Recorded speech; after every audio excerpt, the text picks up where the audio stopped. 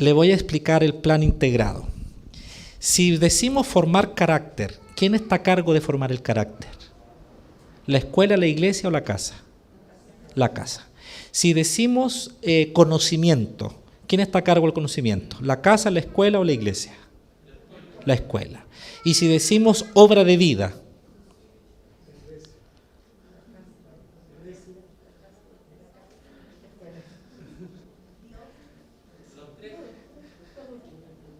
es una buena pregunta, ¿cierto? ¿Sabe cuál es el asunto fundamental? Y es que nosotros hemos fragmentado la responsabilidad. El carácter lo tiene que formar la casa. El conocimiento de Dios y la cosmovisión de vida lo debería dar la iglesia. Y la obra de vida tiene que formar a la escuela. Pero ni la escuela, ni la iglesia, ni la casa se juntan nunca para hablar cómo lo van a hacer con ese niñito. La escuela llama a los papás a una reunión, ¿cierto? Y entonces los profesores, los que son profe aquí saben, dicen, venga por favor los papás. Y cuando uno quiere tocar un problema que en el colegio hay, los papás no vienen.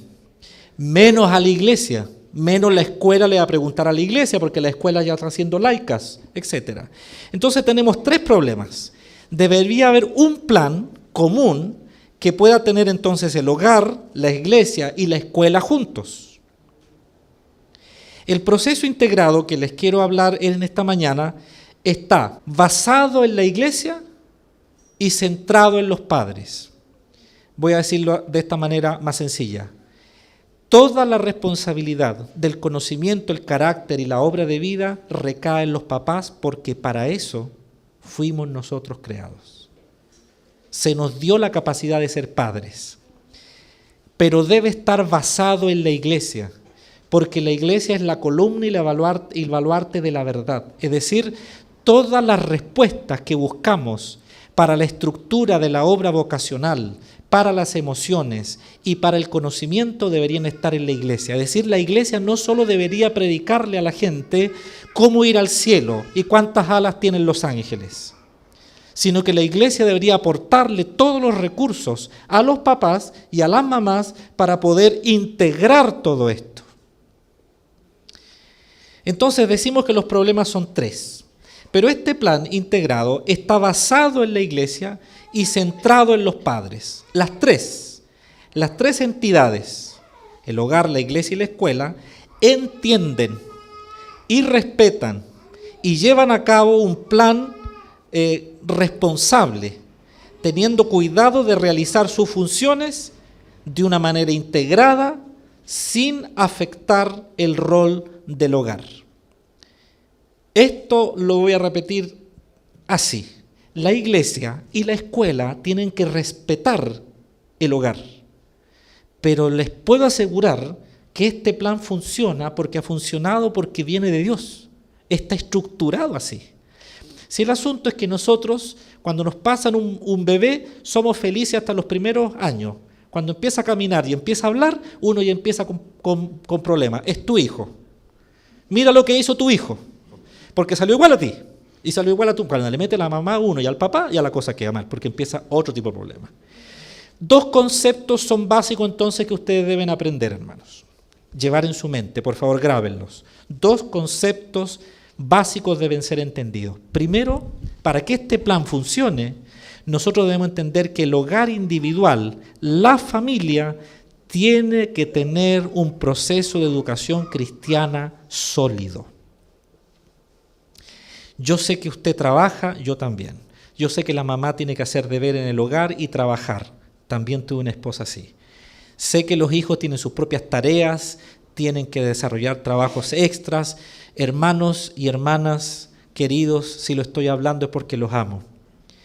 Pero la familia es la institución más esencial donde debe haber un proceso de educación cristiana no fragmentado, sino íntegro. La responsabilidad general de la paideia, es decir, la disciplina y la instrucción que yo le decía al Pancho cuando presenté a su hijo, a Francisco, está situada, por ejemplo, en estos pasajes que vamos a leer en un minuto más, de Efesios 6 y Colosenses 3. De tal manera que los padres, especialmente los papás, no la mamá, el papá, tienen que instruir y poner disciplina. La verdad es que la palabra disciplina se ha malentendido en cierto modo diciendo que el papá es el que tiene que castigar, el que tiene que tirar las orejas. Si necesita hacer eso para que el hijo camine bien, pues eso lo debería hacer. Unas pequeñas azotadinas no le va a venir mal en la partecita gordita que todos recibimos de parte de Dios para eso, no en otro lado.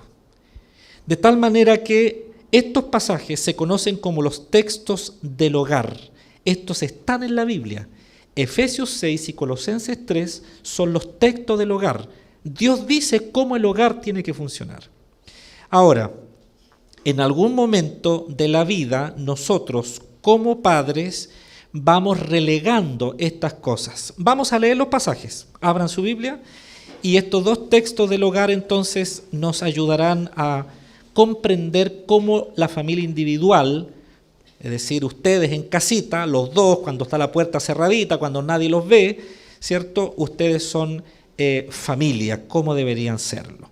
Efesios capítulo 6, versículo 1 al 4. Hijos, obedezcan en el Señor a sus padres, porque esto es justo. Honra a tu padre y a tu madre, que es el primer mandamiento con promesa, para que te vaya bien y vivas largo tiempo sobre la tierra. Y ustedes, papás, no provoquen a ira a sus hijos, sino críenlos en la disciplina y la instrucción del Señor. Y este es el texto del hogar esencial. Entonces, Benito y su señora, de acuerdo a esto, sus 3 hijos, 3 o 4 tienen ustedes. 4, sí. Sus hijos tienen que obedecer a los dos papás, no solo al papá y a la mamá no, o no solo a la mamá y al papá, no, a los dos, porque acá dice padres, y está hablando de los papás en términos generales. Lo segundo es que el hijo tiene que aprender a honrar a los padres, porque, Felipe, hay una etapa en que Olivia te va a obedecer, que más o menos será hasta los 15 años, 16 años, y luego va a empezar una transición en donde ella tendrá que tomar decisiones propias. Me han preguntado, ¿cuándo un hijo tiene que dejar de obedecer al papá? Algunos me han dicho, mientras viva bajo mi techo me tiene que obedecer. No, eso no es así. Su hijo puede tener 25 años y vivir en su misma casa, pero el hijo ahora tiene que mutar desde obedecer a honrar. Porque el hijo hace cosas solo, decide cosas sola. Entonces, el cambio, no hay una edad estrictamente dice en la Biblia, sino que hay un momento en donde el hijo o la hija tomarán decisiones solo.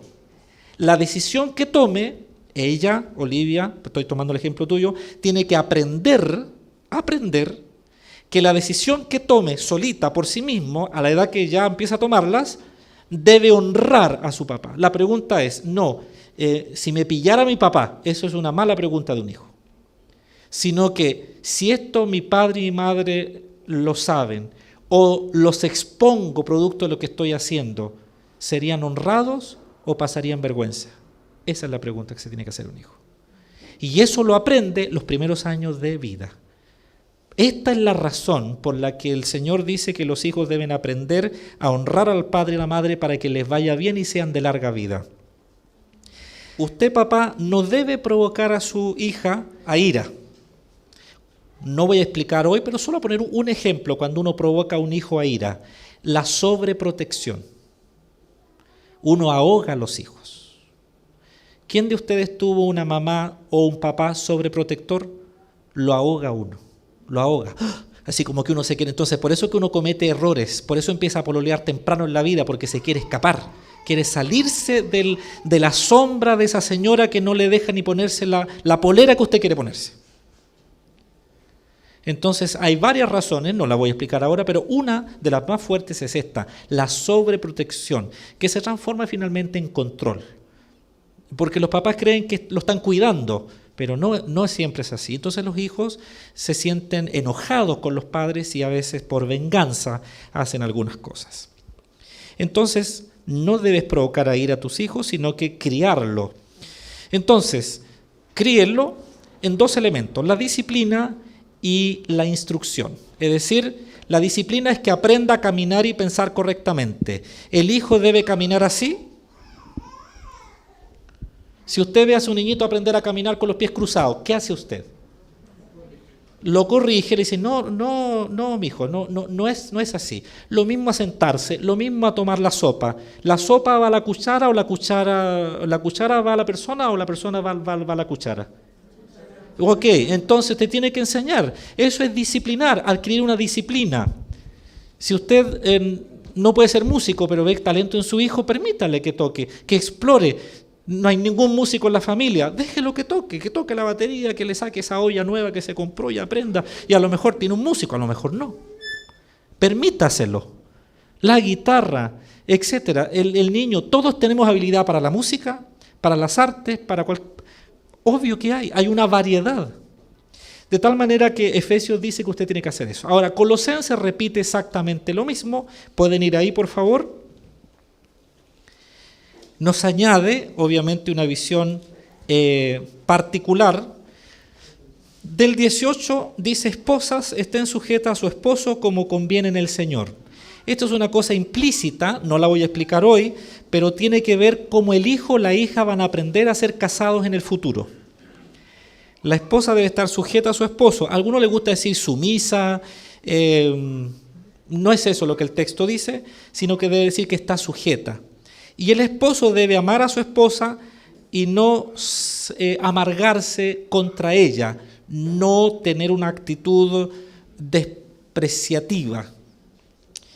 El esposo que ama a su esposa hará que ella se sujete con pasión y con alegría a él, porque sabe que él la está amando. Y aquí podemos hablar muchísimo, pero yo recuerdo, he hablado con muchas personas en mi vida, larga vida ya, y hay mujeres que dicen, a mí me criaron para ser hombre. Es una cosa curiosa, pero hay familias donde a lo mejor el papá no quería niñita, quería niño, y lo crió así, y le enseñó que así era la vida nomás y que tú tienes que... Entonces ella cuando se casa, tiene esto puesto en su ser, y empiezan a haber problemas, ¿verdad? También cuando hay distorsiones, también cuando hay situaciones especiales de diferente índole, cuando la esposa tiene que tomar el rol, que no sea por su pasividad, que sea por las circunstancias. Hubo un tiempo en mi vida donde yo estuve muy enfermo, mi esposa tuvo que tomar responsabilidades dentro del hogar, que no implicaron, o sí implicaron, tal vez tuvimos que arreglarlas posterior, ¿verdad? Porque yo tuve que ausentarme, producto de mi salud. El ausentarse implica que yo no estoy presente, pero a la vez también estoy presente aunque estoy viajando. Entonces es una cosa que solo se da producto que los hijos comprenden que hay un vínculo muy estrecho y bien establecido entre el papá y la mamá. Entonces lo que Pablo dice en Colosenses es que las esposas y los esposos deben tener una relación de sujeción mutua y de amor, pero el marido tiene en su mano esta llave, el amor. Y si bien es cierto las mujeres fueren más emocionales, quiero decirle a todos los hombres que están aquí, incluyéndome, que los hombres tenemos la facultad de demostrar un amor amante. O si no, hermanas, acuérdense cuando su marido los quiso conquistar a ustedes. ¿Cómo era? Era un dulce gato suave, limpio, ordenado, oloroso, tierno, le llegaba con flores, regalos, pero y uno dice, ¿qué le pasó a este después cuando lo mira? Se acuesta con la misma polera, con el mismo short que fue a jugar a la pelota, y dice, ¿qué le pasó a este? Cualquier semejanza con la vida real es pura coincidencia, ¿sí? Porque los hombres fuimos hechos para eso, para amar. Entonces, por favor, varones, abran la caja del amor y recuperen, por favor, recuperen eso. Y señoras y señoritas, lo que un hombre busca es una mujer a la cual amar y recibir amor. No busca una que cante bonito, que se vista acá, que la vida va a cambiar, chicos y chicas. La vida va a cambiar. Puede haber una enfermedad, puede haber un accidente, puede haber un desastre en tu vida, puede haber un mal momento. Pero tú tienes que saber que esa mujer con la que estás es la que tú amas y de la cual recibes amor. Y Pablo entonces dice que los hijos deben obedecer a los padres en todos y los padres no deben irritar a sus hijos para que no se desanimen, para que no crean que esto es imposible de lograr. Cuidado con las metas muy altas. No estoy hablando del tema de hijos, así es que lo dejo ahí. Este es el primer concepto. Su familia tiene elementos centrales. El papá está a la cabeza, la mamá tiene que sujetarse a la vida amorosa que el padre lleva. Por lo tanto, los papás podemos trabajar todo el día afuera, pero no podemos hacerlos los desentendidos de que parece que la casa está en manos de la mamá y la mamá tampoco decir, cuando llegue tu papá, no. El hijo tiene que saber que el padre, aunque esté a kilómetros de distancia o esté 8 horas fuera trabajando, el padre es el que lleva el hogar con instrucción y sabiduría del Señor. Por eso que no hay que provocar a los hijos a ira, porque si no los hijos se apartan del Evangelio porque creen que Jesucristo es así, pues. El segundo elemento, el segundo concepto que ustedes deben tener muy claro es que la iglesia es la familia de Dios. La idea de iglesia local como una familia extendida, una familia de familias, no es solo una metáfora, sino una verdadera realidad. Esto puede ser visto en todas las epístolas del Nuevo Testamento, pero probablemente está puesto de manera más clara en las epístolas pastorales que son Primera y Segunda de Timoteo y Tito. Allí el Señor, a través de Pablo, está diciendo la iglesia funciona de esta manera. El principio de todo esto se organiza en 1 Timoteo 3, 14 al 16, que lo vimos esta mañana en la exposición bíblica, y que dice así: puede ser que me demore, estoy haciendo una paráfrasis, pero entre tanto que voy, te escribo esto para que sepas cómo conducirte en la casa de Dios, que es columna y baluarte del Dios viviente. Y esta es la idea central. Entonces, la iglesia es una familia y debe funcionar como tal. En la mañana el predicador decía, mirando 1 Timoteo 3:14, mirando este texto, él decía que la iglesia debe amarse, las personas tienen que consolarse, perdonarse, tienen que servirse, estimularse, y la verdad es que la pregunta clave es esto: ¿dónde y cómo ustedes todos se van a hacer todo esto que dice el texto bíblico que el predicador esta mañana enseñó? Vean ese video durante la semana. ¿Dónde usted se puede consolar, animar, exhortar, cuidar, apoyar, orar, hospedar? ¿Dónde? ¿Dónde se juntan? ¿En la casa tuya? ¿En el patio? ¿Atrás en el bosquecito hacia el rito abajo? Entonces, hermanos, el asunto es que nosotros hemos comprendido que la iglesia es este culto que está aquí. Pero la verdad es que la iglesia son los hogares reunidos en conjunto, mutuamente. Eso es la iglesia. De tal manera que cuando hay una persona que está sufriendo, ¿han escuchado ustedes el texto? Digo que dice, cuando uno sufre, todos sufren. Cuando uno se alegra, todos se alegran. Pero ¿cómo se puede dar eso si este domingo vinieron ustedes y el próximo domingo viene otro grupo? ¿Saben lo que le está pasando a los de las 10 de la mañana, a los que vienen a las 10? No saben. De tal manera que la iglesia, como Dios la planeó, no puede ser este grupo sentado en un salón. ¿Ustedes saben cuántos años tiene Christian Walker? ¿Saben? Primero, resolvamos la pregunta. ¿Quién es Christian Walker? Esa es la primera pregunta. ¿Cómo se llama la mamá de Cristian? Ya. ¿Cuántos años tiene Yesenia? ¿Y Cristian?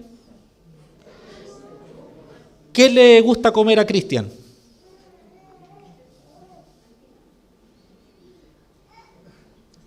¿Y por qué no sabemos? Si somos de la familia. Francisca, ¿por qué no sabes? Porque no lo conoces, porque nunca has estado en su casa, porque nunca has estado en tu casa, porque estamos aquí y porque en un momento el predicador va a decir salúdense todos, ¿cierto? Y se abrazan, listo, y ya, lo hacemos y nos hemos visto. ¿Por qué la hija de Jacqueline cuando me ve corre y me abraza con tanto cariño? Porque ella me conoce y yo la conozco. Pero ese no es el plan de Dios en la iglesia. El plan de Dios en la iglesia es que haya hogares iglesia. Entonces, cualquiera que sea nuestro programa, cualquiera que sea el proceso, debe respetar el hogar y estar basado en la iglesia. Es decir, Fernanda Garrido, para que tú y tu hijo, Alonso, crezcan saludables, ustedes tienen que pertenecer a un hogar iglesia. Puedes venir aquí y estar todos juntos, y va a ser fantástico. Él puede estar en su clase, fantástico. Pero tú necesitas darle a ellos padres, tíos, tías, primos, cristianos. En el caso de tu familia hay una gran cantidad de cristianos, pero en el caso de otras familias que no es así. ¿Cómo los hijos tuyos van a crecer siendo cristianos si no se unen a otras familias cristianas? Esa es la esencia de la iglesia. Eso fue lo que el Señor mandó hacer. Entonces, ¿dónde empezamos? Concluyo. Debemos empezar con un compromiso esta mañana, esta tarde ya, muy básico, en nuestras iglesias. Y hablo ya en plural, ¿se dan cuenta? Porque cuando haya más de un hogar iglesia, ya no va a ser una iglesia, sino que nuestras iglesias. La familia de la iglesia local debe tomar muy en serio su responsabilidad de formar a los creyentes, es decir, cada papá que está aquí tiene que formar a su familia, su esposa, sus hijos y sus hijas como un cristiano. Deben enseñarle los principios de Cristo, deben desarrollar todo este plan, carácter, conocimiento y obra de vida, tienen que hacerlo durante 18 años. Para ello, ellos deben pertenecer a un hogar iglesia. Yo voy a hacer todo el esfuerzo posible, pero sinceramente, para que Cristóbal, el hijo de Pablo y de Eva, que se llama igual que mi papá se llama Cristóbal, para que Cristóbal Oñate realmente sea un hombre cristiano, cabal, pueda tener una esposa para formar su hogar, yo no tengo mucho tiempo. Porque si ustedes sacan la cuenta, si yo lo tuviera a ustedes una vez por mes, una vez por semana, 4 semanas, 52 domingos, por 18 años, todavía yo tendría el 10% del tiempo que ustedes tienen con él.